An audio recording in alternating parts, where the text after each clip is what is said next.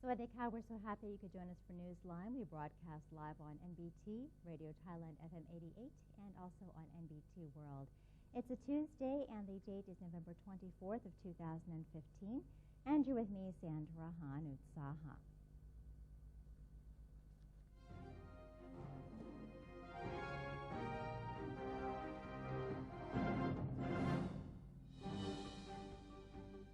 We begin with the Thailand Moves Forward segment, and in our first story, Prime Minister General Prayut Chan-o-cha has expressed confidence in the government's policies to support investment among business clusters and special economic zones. The government forecasts Thailand's exports will hit more than 1 trillion baht. The Prime Minister was presiding over the opening of Thailand's future, advancing far through business clusters. He expressed confidence in the government's recently adjusted investment policy aimed at increasing benefits and incentives for investors. General Prayut reiterated the government's intent to speed up the development of the special economic zones in border areas, adding that the government supports business cluster investments. The government has laid the basic framework of infrastructure along with rules and regulations to facilitate investment in the area. The government has already approved investments for 1,923 projects with 690 billion baht. Meanwhile, exports are forecast to earn over 1 trillion baht, while local raw material purchases would stand at 790 billion baht. The revenue is expected to benefit up to 20 provinces, increasing income for local communities. Thailand is hosting the International Conference on Alternative Development, or ICAD-2, which aims to find holistic solutions to the root causes of narcotic plants cultivation. ICAD-2 is being held in Chiang Rai Province, Chiang Mai Province, and Bangkok from November 19th to 24th. Her Royal Highness Princess Pacharakittiapha officiated the opening ceremony, and Prime Minister General Prayut Chan-o-cha gave a speech regarding the kingdom's own developments. General Prayut said the government places emphasis on creating equal opportunities in Thai society. He added that his administration is laying the foundation for comprehensive reforms that benefit everyone equally. The Premier said that the ongoing charter drafting process will establish a constitution that reflects Thai society while inviting greater public participation. The push for more public participation is also part of the 5-year national strategy for 2015 to 2020, which aims to close social gaps that result in poverty and drug addiction. Deputy Prime Minister and Defense Minister General Prawit Wongsuwan has affirmed that the idea of setting up the National Strategic Reform and Reconciliation Commission has good intentions, and he defers to the charter drafters whether or not to include it in the new constitution. Speaking on the proposed establishment of the National Strategic Reform and Reconciliation Commission, General Prawit emphasized the National Council for Peace and Order, or NCPO's support for the initiative. He elaborated that the new body would aim to truly help the country solve its problems when faced with a political stalemate. Nonetheless, the Deputy Prime Minister admitted that whether or not such a proposal would be included in the new permanent charter depends on the considerations of the Constitution Drafting Commission, or CDC, as well as the voices of the Thai people. The U.S. ambassador to Thailand expressed confidence over the kingdom's security measures ahead of various year-end celebrations. The National Council for Peace and Order, or NCPO, is joining hands with the police and the Ministry of Interior to tighten security ahead of year-end celebrations. U.S. Ambassador to Thailand, His Excellency Glenn T. Davies, met with Deputy Prime Minister and Defense Minister General Prawit Wongsuwan, during which the two countries discussed cooperating in the fight against terrorism, the South China Sea territorial dispute, human trafficking, as well as Thailand's repatriation of two Chinese activists back to China. The ambassador reiterated that the U.S. places great importance on the territorial dispute in the South China Sea and wants all sides to resolve the issue peacefully. The American ambassador said he hopes that military relations between Thailand and the United States, which has existed for over 60 years, will continue to move forward. In addition, he expressed confidence over Thailand's security situation and wishes happiness for Thais during the Loy Krathong Festival. Meanwhile, officials from the French Embassy met with Immigration Bureau Commissioner, Police Major General Nathathorn Prasunthorn, to express gratitude over the Bureau's tightening of security measures following attacks in Paris.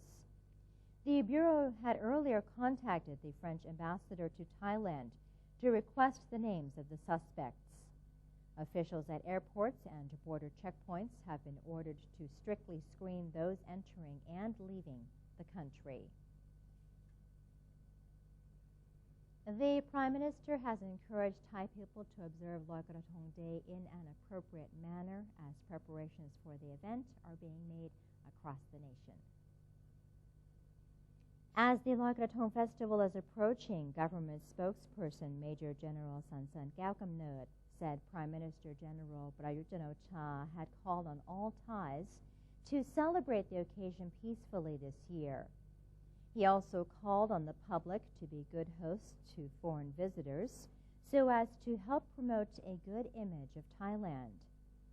In the meantime, students at Trem Udom Siksa School of the North in Mueang District of Phitsanulok Province took part in the making of 1,000 krathong floats from natural materials before presenting them to a local temple for sale to Loy Krathong revelers. In Surat Thani Province, village health volunteers in Tha Kham Municipality came together to make traditional krathong floats from colored paper and coconut shells. The floats are to be given out for free at the annual Loy Krathong celebration on the banks of the Tapi River.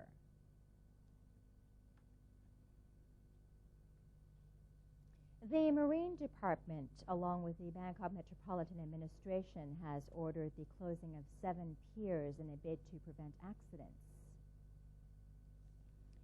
Deputy Transport Minister Sin Chiwapruk inspected various points along the Chao Phraya River to ensure safety along the waterway.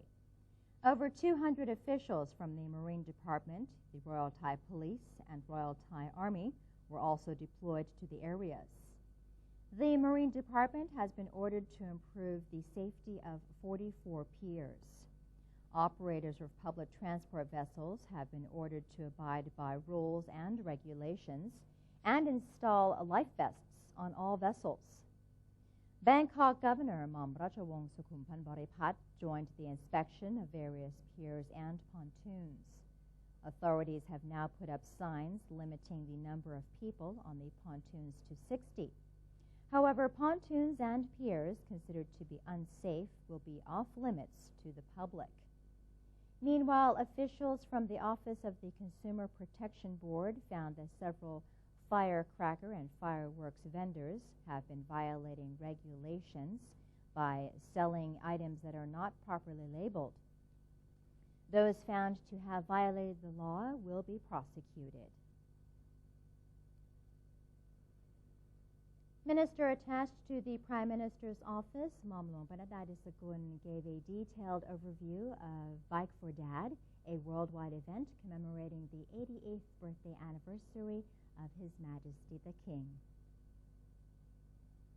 Joining the announcement were Public Relations Department Director General Apinanjan Tharangsi, National Police Spokesman Police General Det Narong Sutichan Bancha, TV Pool Executive Secretary Sobchok Sri Sakhon, and Surat Im Saad, a representative of the Fine Arts Department Director General. Mom Luang Panada said the cycling event in Bangkok, as well as other provinces and countries, will be broadcast live through TV pool. He said more than 40,000 police officers will be deployed nationwide, and CCTV cameras will be used to ensure security along the venues. The minister stated that parking spots have also been prepared for participants. The General of the Public Relations and I chaired the meeting today, and we shall hold such meeting until the 11th of December. Some routing has been changed, such as Rama the 8th Bridge instead of Prapin Grau Bridge, still under the consideration for now. And we have also announced that T-shirts for all the participants, they shall receive on the 28th and the 29th of November at the National Stadium. Some other details from 12 subcommittees shall report directly to the National Committee, which is being chaired by His Excellency the Prime Minister. So I expect that within a day or two we shall finalize with all the details, and then we shall address the public to learn all the information. Public Relations Department, or PRD, Director General Abhinan disclosed his department has been tasked with organizing an exhibition of His Majesty the King's speeches at Sanam Sepa near the Royal Plaza in Bangkok. He added all 8 regional offices of the department would also send event footage to Modern 9 TV to make a series of 9-minute documentaries. Police General Det Narong said police will be stationed at rest areas along the cycling routes nationwide, providing security, medical services, and navigation aid to all participants. The Energy Ministry is set to adjust NGV prices to reflect the actual cost starting next year. Energy Minister General Anantaporn Kanchanarat disclosed that following the International Energy Agency, or IEA, ministerial meeting 2015 in Paris last week, authorities expect the price of fuel to increase only slightly over the next 2 years. The Energy Minister said any price variations could be attributed to the discovery of new petroleum sources worldwide and technology that facilitates drilling, but demand has not risen significantly. The Ministry of Energy will continue to monitor fuel prices closely in order to address any price fluctuations. In addition, the Ministry will also meet with the PTT Public Company Limited regarding an investment in oil drilling. Meanwhile, the floating of NGV prices is set to be completed by the beginning of next year, in accordance with global prices, which are expected to decline. And that is the end of today's edition of Thailand Moves Forward. It's time for a quick break now, but first here's a look at the exchange rates and also the commodity prices.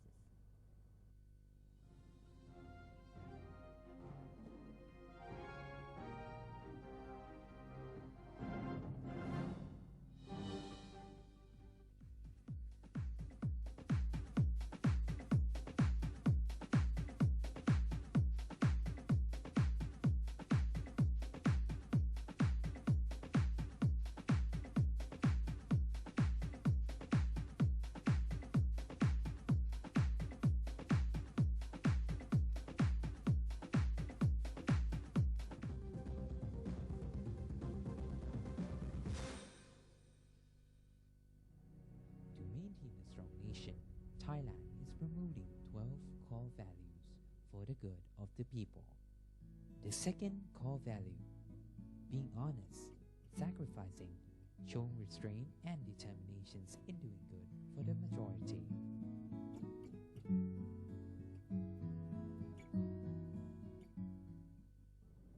Welcome to ASEAN, a community comprised of 10 countries, each with its unique culture and history, now unifying to bring added prosperity to the region. For centuries, each country remained independent, but now we are coming together to compete in the 21st century globalized world. ASEAN is bringing together more than 600 million citizens and a total land area of 4.4 million square kilometers, and is providing economic opportunities, trade, travel, and new educational possibilities. The combined GDP of all 10 ASEAN countries comes to a total of $2.4 trillion, which means the ASEAN entity ranks amongst the world's major economic powers. The future is here. Welcome to ASEAN, the community of opportunities. The Southeast Asia region is now becoming one.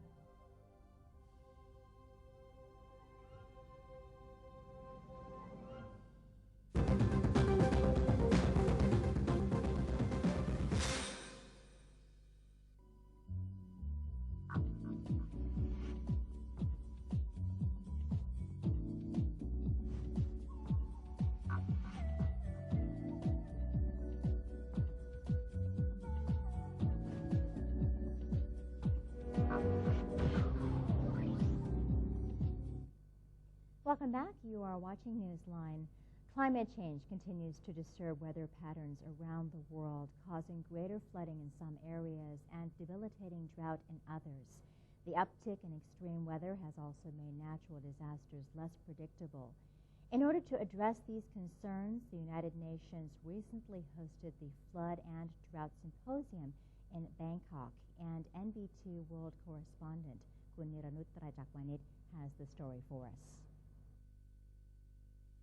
The Asia-Pacific region has recently experienced some of the most damaging weather and climate-related disasters, with alarming consequences for human welfare. Now, Thailand is experiencing the worst drought in decades that is compromising the country's water reserves. The impact on agricultural production and associated economic activities is already evident. Farmers have been urged not to grow additional crops for the fear that water supplies will be insufficient for irrigation and human consumption.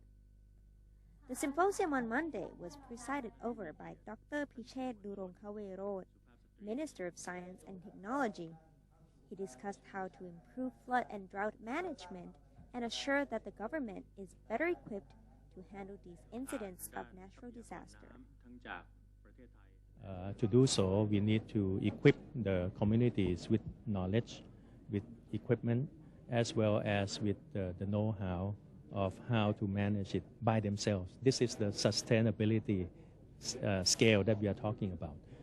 Secondly, we also need to encourage the society consistently to save water, right? Because now we are facing something that's real because of the nature, okay? And at the same time, to be innovative in the sense of something like creating monkey cheeks throughout Thailand, which the government currently is now trying to do. We are doing more than 10,000 now.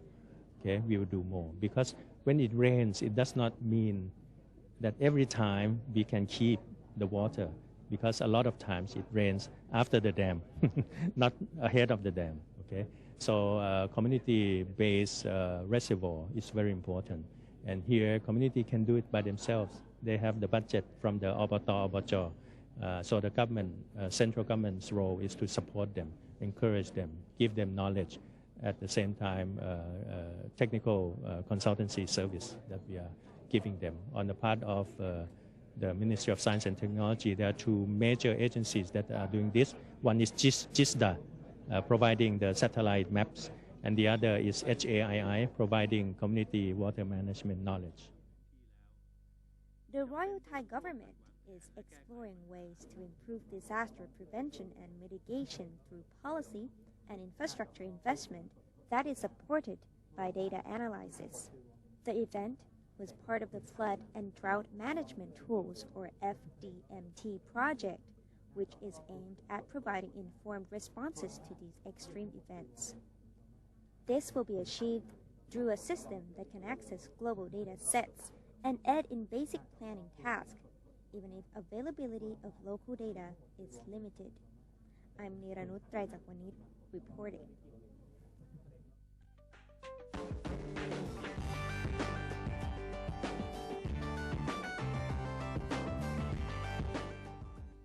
In our global news, Turkey has sought a UN Security Council meeting on Turkmen in Syria as the ethnic group faces heavy bombardment from the Syrian regime backed by Russia and Iran. About 1,700 people have fled the mountainous Syrian area to the Turkish border as a result of fighting in the last 3 days. Russian jets have bombed the area in support of ground operations by Syrian government forces. Turkey is in discussions with the United States and Russia over the bombing of the villages and sent a letter to Britain, the current holder of the Council's presidency, asking for the subject to be taken up. Russian airstrikes in support of Syrian President Bashar al-Assad's forces have shifted the balance of power in the conflict and dealt a setback to Turkey's aim of seeing Assad removed from power. New Orleans police searched for a motive and suspects in a shooting that wounded 17 people in a crowd of several hundred as the mayor promised to bring all law enforcement resources to bear in hunting down the suspects. New Orleans Police Chief Michael Harrison said during a news conference with Mayor Mitch Landrieu that up to 500 people were gathered for a weekend block party and music video filming at a playground on Sunday when two groups started shooting at each other. The mayor and police chief said they needed people in the community to come forward with information, cell phone videos, or other information to speed the investigation. The incident unfolded at about 6:15 p.m. Central Time at Bunny Friend Park, following a community second-line parade that ended a few blocks away earlier in the day. A large crowd was gathered in the park at the time for an unpermitted block party. Police heard shots as they headed to the park to shut the party down. That's all we have for you in this edition of Newsline. If you have any comments or suggestions, then do feel free to email them to us at newsline.nbt@gmail.com. You can also follow us on Facebook by typing in NNT, and do take the time to check out our website at thainews.prd.go.th/en. We're going to say goodbye today with footage from Brooklyn's Prospect Park Zoo, where two red pandas have made their debut. For Newsline, I'm Sandra Hanun Saha. Have a beautiful day. Sawadee ka.